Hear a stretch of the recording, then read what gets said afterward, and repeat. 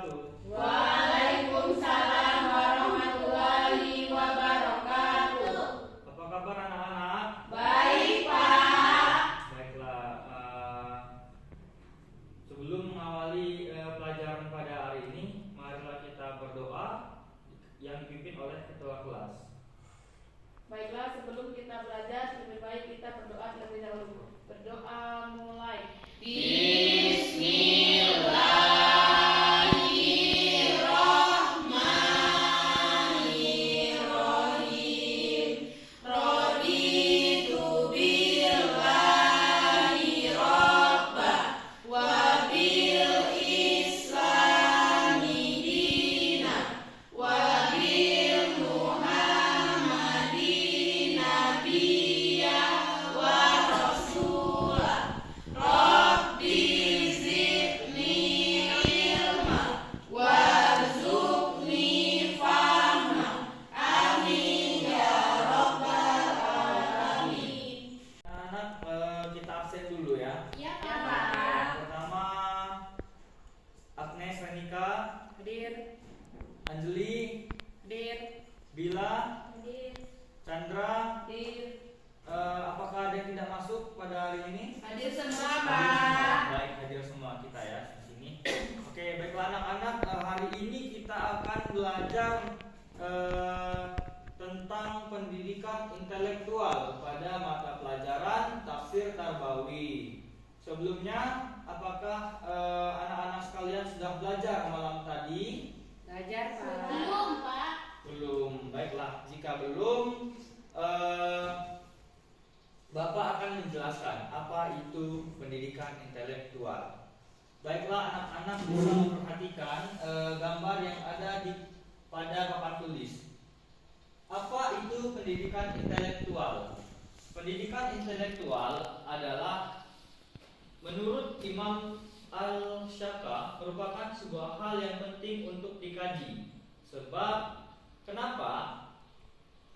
Yaitu alasan pertama bahwa Imam Al-Hadi Shamka adalah seorang yang terkenal dari para ulama di dunia Islam secara umum dan di Yaman secara khususnya. Pemikiran pendidikan dapat memunculkan pembaharuan dan menghidupkan pemikiran Arab Islam karena konsep yang ditanamkan atau ditawarkan oleh Al-Shaka adalah pengembangan intelektual muslim yang diserukan untuk berpikir. Nah, jadi anak-anak sekalian, makna dari pendidikan intelektual itu sendiri yang disimpulkan dari Imam Al-Shaka yaitu penyeruan untuk berpikir, yaitu kita harus berpikir mengenai pendidikan, kita harus punya pikiran yang luas dan wawasan yang luas. Baiklah anak-anak, apakah dapat dipahami? Bisa. Oke, kita lanjut ya. Nah, di dalam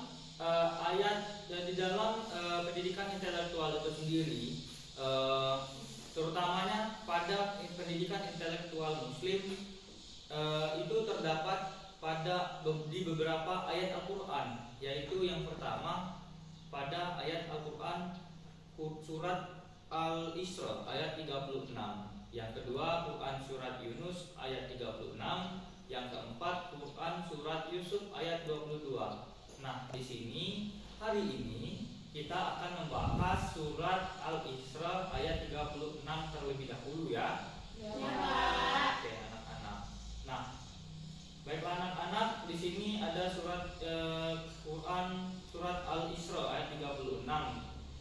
Nah, yang artinya janganlah engkau mengikuti apa-apa yang tiada bagimu pengetahuan tentangnya.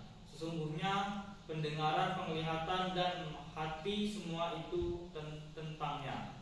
Nah, kita lanjut. Nah, makna dari surat Al-Isra itu sendiri yaitu larangan mengikuti perkataan, perbuatan yang tidak tahu kita kebenarannya, tidak kita ketahui kebenarannya. Nah, baiklah. Nah, di sini ada berbagai pendapat dari sahabat dan tabi'in, yaitu yang pertama Ibnu Abbas mengatakan Janganlah kamu menjadi saksi kecuali atas sesuatu yang diketahui oleh kedua matamu, didengar oleh kedua telingamu, dan dapat dipahami oleh hatimu.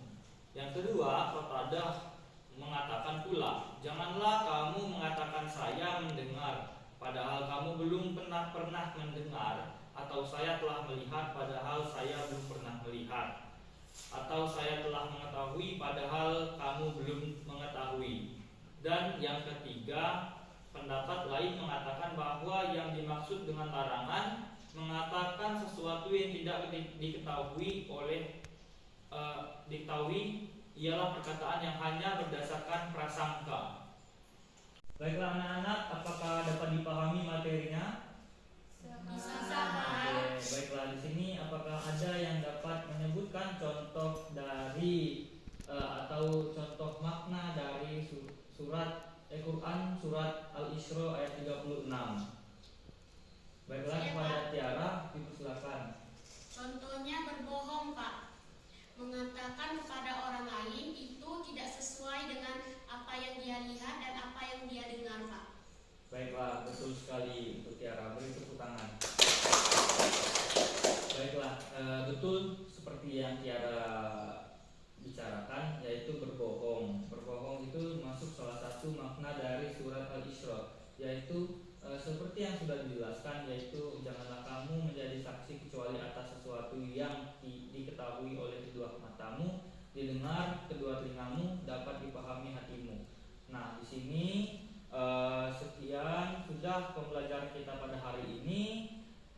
Untuk tugas minggu depan, Bapak harapkan anak-anak sekalian sudah dapat memahami makna dari surat Al-Isra ayat 36. Oke, sampai jumpa di pertemuan selanjutnya. Lebih dan kurang Bapak mohon maaf. Wabillahi taufiq wal hidayah. Wassalamualaikum warahmatullahi wabarakatuh.